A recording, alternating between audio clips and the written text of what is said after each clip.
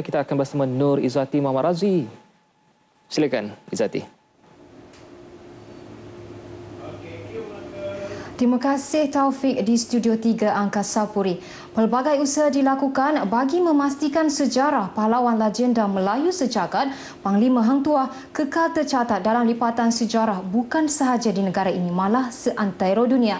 Terbaru, Institut Kajian Sejarah dan Patriotisme Malaysia IKSAP mengambil inisiatif menubuhkan Persatuan Hang Tuah Antarabangsa.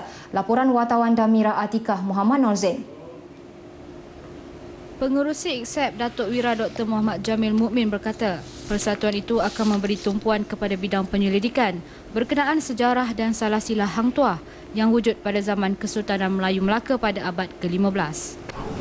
Hang Tuah ini adalah sebagai satu ikon, satu tokoh kebanggaan orang-orang Melayu di seluruh dunia daripada sejak zaman-zaman dulu, daripada semenjak zaman Kesultanan Melayu Melaka sampailah sekarang ini. Itu menjadi ikon kepada kita semua.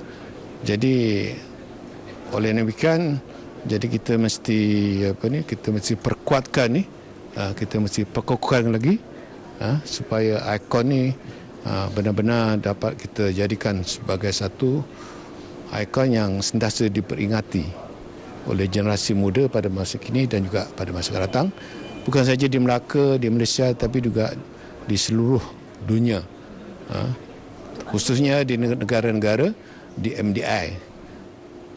Beliau berkata pihaknya bercadang untuk menarik lebih ramai keahlian dari negara luar seperti Thailand, Singapura, Kemboja dan negara dunia Melayu dunia Islam lain. Setakat ini persatuan itu mempunyai 100 keahlian dari pelbagai negara termasuk Indonesia dan Brunei. Selain itu, IKSAP turut menganjurkan pelbagai program berkaitan dalam menarik minat belia untuk mengenali legenda Melayu, antaranya Festival Hang Tuah, ceramah, dialog serta teater legenda. Datuk Wira berkata demikian selepas pelancaran buku Hang Tuah di Bandar Hilir. Buku bertajuk Hang Tuah Wira Sejagat setebal 200 muka surat itu memuatkan ringkasan mengenai Hang Tuah dan bukti-bukti kewujudannya. Diterbitkan dalam 2 bahasa iaitu bahasa Malaysia dan bahasa Inggeris. Ia akan dipasarkan ke seluruh negara di MDI, antaranya Indonesia, Brunei, Thailand dan Kemboja, dengan harapan boleh dijadikan sebagai rujukan generasi akan datang demi memartabatkan sejarah tanah air ini. Laporan Damira Atikah Muhammad Norzain untuk Berita RTM. Pengiktirafan diterima Universiti Teknikal Malaysia Melaka UTM sehingga ke tahap 3 bintang. Antara peranan yang telah dimainkan pihak media dalam membantu mengukuhkan imej universiti berkenaan. Naib Chancellor UTM Profesor Datuk Dr. Shahrin Sahib berkata, media adalah medium terpenting dalam menyalurkan sesuatu maklumat selain memperjelaskan isu semasa yang kurang difahami oleh sesetengah rakyat.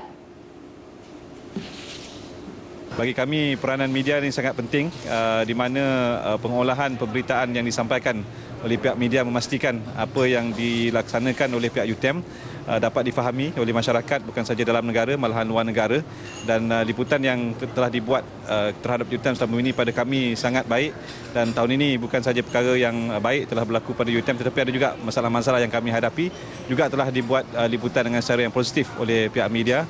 Antara yang saya nyatakan tadi dalam ucapan sebagai contohnya, kita menghadapi masalah dalam penganjuran program Dr. Zakir Naik, tapi atas sokongan juga dengan rakan-rakan media kita telah berjaya mengubah program tersebut daripada keadaan yang agak mencabar kepada satu bentuk persembahan ataupun penyampaian yang sangat positif, dan akhirnya UTM telah berjaya menjaga baik nama universiti sendiri, malahan telah berjaya juga menaikkan nama Melaka. Beliau berkata demikian kepada pemberita selepas majlis penghargaan media bersama UTM. Turut hadir Exko Pelajaran, Pengajian Tinggi, Sains dan Teknologi, Teknologi Hijau dan Inovasi Datuk Mat Yunus Hussein.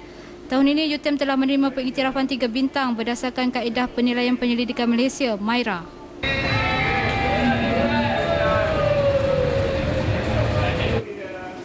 Laporan tadi mengakhiri bahan berita dari RTM Melaka. Kembali ke Angkasa Puri untuk berita selanjutnya.